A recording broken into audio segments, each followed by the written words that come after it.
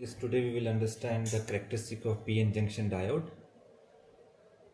To understand them, we are going to make use of the software TINA.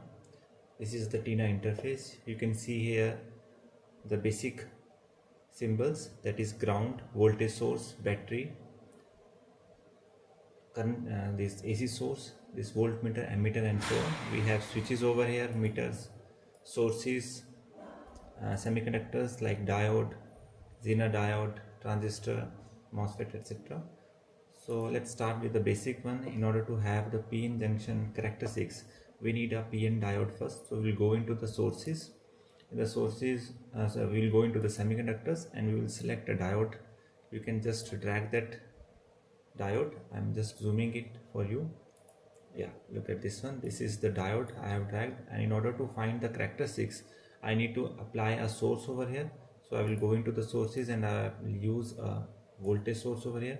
This voltage source cannot be directly connected to the diode, so we will first apply a resistor like this, and this will be connected to the supply voltage.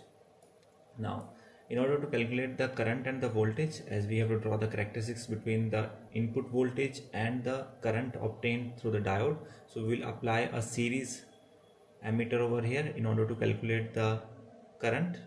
So this will be the current. Let me rotate it to the left hand side. So you will see we have here a ammeter.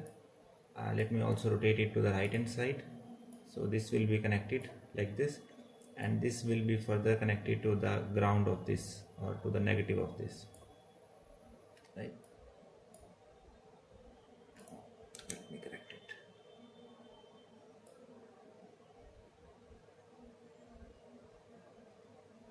This one.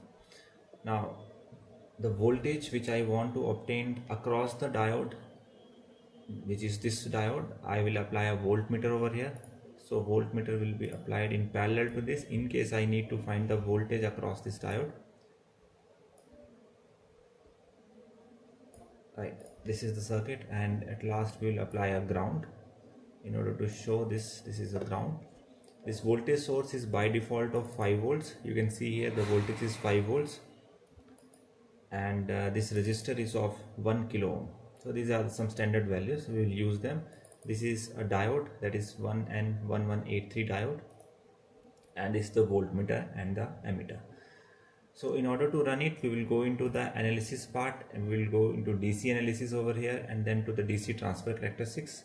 So this will be the interface. It will state that there is going to be a starting value of the voltage. Let me select here the voltage source VS1. You can see here this VS1. I am going to select it over here.